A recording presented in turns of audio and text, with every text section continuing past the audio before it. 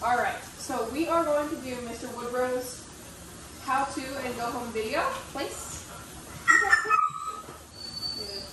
There are going to be some dogs in the background that are a little bit noisy. It got dark outside, so I didn't have time to do it in the visible light. So we're going to do a little work here. It should be good. Woodrow says he can work anywhere. He's a perfect boy. Yes. Oh, thank you. Nice down. Lexi. She's just a little loud because she just got here and she's still settling in. So, but we're going to get through this. Okay, so I'm just going to kind of show you what a typical training session looks like and how you can kind of base your training off of in the beginning so that you kind of have an idea of what you need to do and you have an idea and a picture to kind of go off of. When you get more comfortable and you kind of figure out what you're doing and get your handle on it, then you can kind of branch out and try new things and explore. But for now, you want to start off pretty basic. You want to make sure that you're both on the same page and everything's working really nicely. Yes. Yes, did you go? He also went to, today was the day that he went to Lowe's, so he might not be super, oh, who am I kidding? You still have a lot of food trapped up. You're still hungry. You're always hungry. He's like, I can always eat. All right, so to start it off, I'm going to talk about our two reward types. We have our clicker, and we have what we call room service. Our clicker is what we use to release the dog from position. They're done with that behavior, and they can come collect their reward. Place.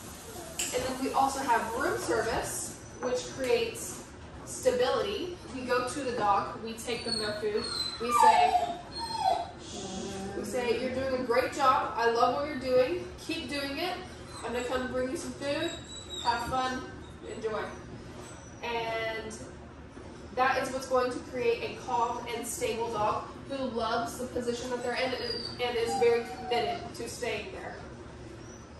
The clicker is going to be more of a dopamine activator. It's going to create a lot of dopamine and excitement and make a lot of joy and wagging tails and a happy dog. So Woodrow has a uniform, which is his little slip leash that he's coming home with. His leash, his slip collar, my bad. Then his leash, his e-collar, and then you also are going to have a uniform, which is your clicker, your finger kick, your transmitter, and your treat pouch with all the snacks. To start it off, we can say heel, heel, sit. We've been working really hard on bounce, so now he's offering a down consistently instead of a sit.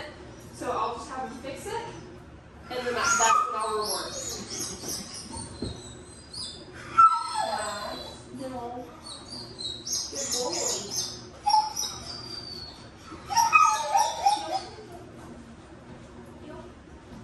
Good boy. That's nice. Sit. Sit. There we go. Good boy. Good. Sit. Very nice, buddy. Heel. Sit. Heel. Let's go, let's go, let's go, let's go.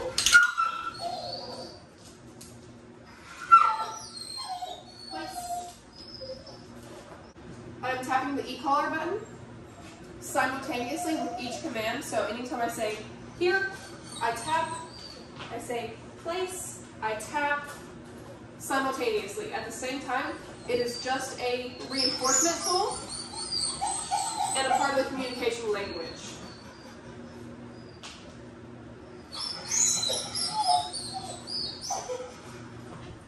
Good boy. In the beginning, in the learning stages, it's going to be more of a consistent, all the time tap with every command. When you start getting more in a couple weeks, when you start getting more into the intermittent phase, where it's a pretty learned behavior for you both, you're going to start using it more intermittently. And so you don't have to tap with every command, but just like every 1 out of 3 or 1 out of 5, depending on how he's doing and how you're doing also with him. And you pay attention to him and let him tell you and let him be the guide of that. Good boy. That's awesome, buddy.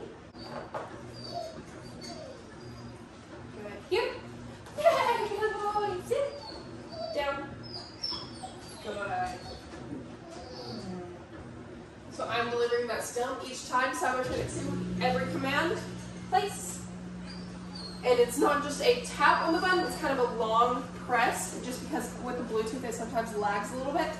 So a tap can sometimes not go through, so we do a little bit of a long press. Not too long, just a little second. Good. Good boy. It's very nice. Here.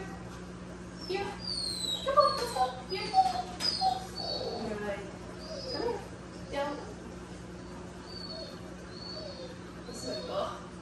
He's not the biggest fan of downs. He will do them and he knows that they pay well, so he's okay with doing them. But he's not super comfortable always with doing it, so sometimes he'll slowly fall into it, or he'll take his time, or he won't put his elbows down. If he's not putting his elbows down, I don't want you to reward. I want you, if he has his elbows up, I want you to tap, remind him down again until he falls into it, and then that's when you can go and reward. So now he has his elbows down, I can reward all I want. Good. Nice. Let's go. And he's really only working on a 3 in the house. He sometimes can even work down on a 2, just depending on how much is going on, what kind of mood he's in, how hungry he is. But pretty low levels, and even in public, he really only gets up to a 5. If he's really kind of out there and spacey and not at all paying attention, or something's really going on a lot, you can go ahead and bump him up to a 6, but a 6 is usually not too necessary. But don't be too worried about the numbers, because let him choose his number. He'll tell you what's enough and what's working, and it's all about what kind of pressure he needs. It's all about what you need. So we let him make the decisions, and then we respond accordingly. He's trained in a way that it's not a negative thing at all for him. It's actually usually means that it actually usually means like rewarding things are coming. So it's a pretty good thing most of the time. Pretty good thing most of the time. Yeah. Yeah. Here. Yay! Good boy. Yeah, he's not all that hungry right now. He's eating kind of slow. Nice. There's no urgency to it. So what we've been doing is we've been doing really only 1 session a day, because that's all he really has in him. So 1 session a day with him works perfectly.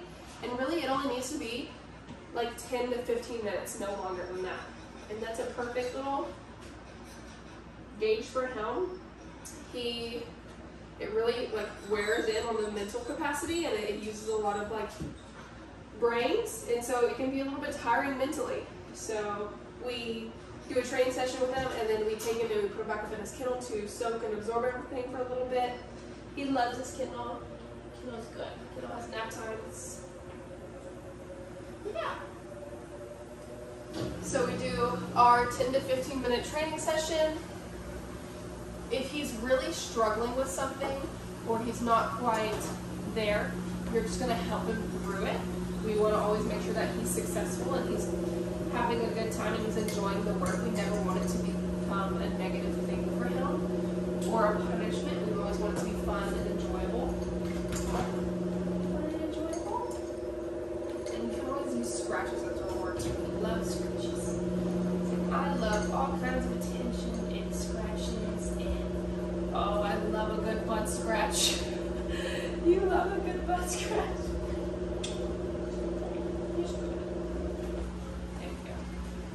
But yeah, he's a great dog. He's really fun. He's easy to work with. He's pretty compliant. You work for not much. He just likes to do things. But if he's having some struggle with something in the session, so like he's not wanting the down, you can wait towards the end of the session, and when he finally offers a nice behavior, or it doesn't even necessarily have to be the end of the session, but when he finally offers that nice, okay, I'm going to down, and he goes right into it, then you can jackpot him. And by jackpot, I mean you can give him everything that's left in your treat pouch. Usually, you do want to end the session with a jackpot, and a jackpot can be about like the last 30 or 25% of his kibble that you have. No. Just as like a very big reward, so that when he gets that, it's going to be something that he remembers, and he's not going to forget the next time you get him out. He's going to come out of his kennel the next day and going to be like, I remember this. It got me a big reward. I cannot wait to do it again, I'm gonna offer it as soon as possible. Huh. Yeah, good boy. He's the sweetest little dude. He's awesome. He's great. But yeah, so that's all we're gonna do for today because he isn't too hungry and I don't want to make him eat when he's not hungry. That's another thing. If he's not hungry and he doesn't want to work, then it's totally okay to put him up and let him miss a meal. It's not, he's gonna eat when he's hungry. There's not gonna be anything that keeps him from doing that. It's not possible for dogs to hold out on eating for any other reason than they're not hungry. So if he's not hungry, that's okay. You can put him up for a few hours and then you can get him out later and try again. And if he eats, he eats. But it's okay. He's gonna tell you what he needs, so always be listening and being aware of what he's telling you and how he's responding to things, and yeah, it's pretty perfect. Pretty perfect. Love you, buddy.